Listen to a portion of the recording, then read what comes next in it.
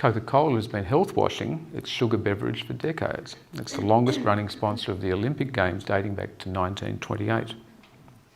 When you hear the term exercise as medicine, realise that it's actually been trademarked and can be traced back to Coca-Cola, the first founding corporate partner of exercise as medicine. And when you hear the latest fad medical term lifestyle medicine and its multiple international brandings, then realise it has its current influence from Coca-Cola funding. Lifestyle medicine is popping up everywhere, but it does have its origins primarily with the Seventh-day Adventists promoting their vegan agenda and with the help of Coca-Cola in recent years. Just be very aware of the influences in your education right now. Many proponents of vegetarian diets quote the China study on the benefits of taking meat out of the diet, very much anti-LCHF. So without going into the flawed epidemiology, methodology and cherry-picked data, these three men came together to make it all happen and then promote it. T. Colin Campbell, Junsi Chen and Alex Malaspina. The China study is a big business. Junsi Chen is still highly influential in developing health policy in China and Southeast Asia. And Alex Malaspina is now retired but was a senior vice president of Coca-Cola and worked for them from 1969 to 2001. Malaspina was also the founder of ILSI. The China study anti-meat propaganda message suits the processed food industry very nicely. So what else is influencing us? And Peter talked about the American Heart Association. They're heavily involved in medical education and developing guidelines for heart health. They receive nearly $180 million in corporate sponsorship each year, and $33 million of that comes from the pharmaceutical industry, and the rest comes from a variety of sources, including the food industry. On to the American Diabetes Association shaping guidelines. They've certainly been influencing diabetes education for decades. 6 of their top 10 funders are pharmaceutical companies donating more than US $1 million every year to this advisory group.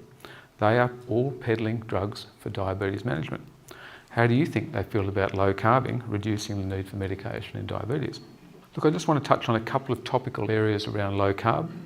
Firstly, where does low carb and keto fit into society at present?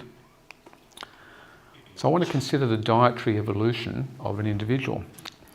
Many people are eating carbage and poorly, and ill health is upon them.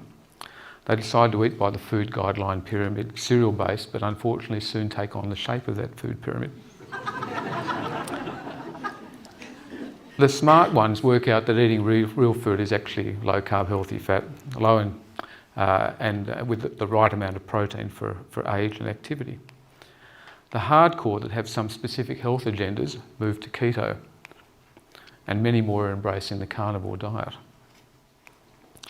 There's a group of people that embrace a vegan lifestyle at present for a variety of reasons. Unfortunately, that requires supplementation, is often nutrient poor, leading them to be sicker.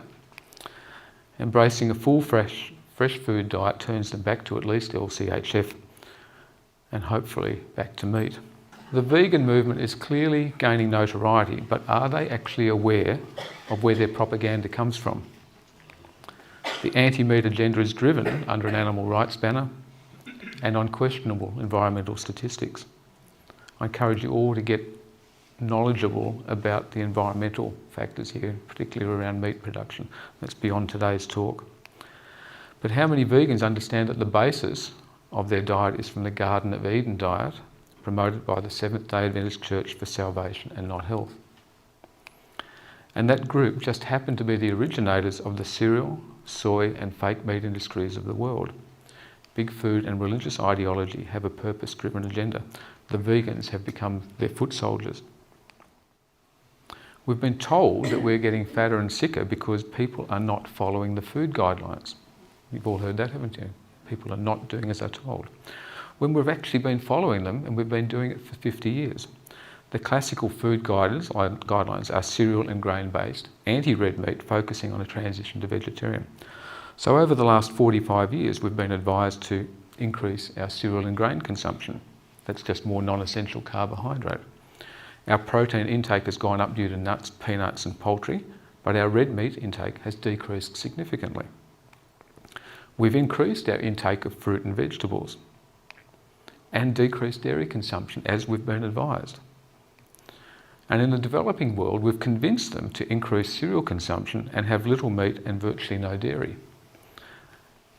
The only trouble is that following those dietary guidelines for the world has been a total failure for preventing non-communicable disease.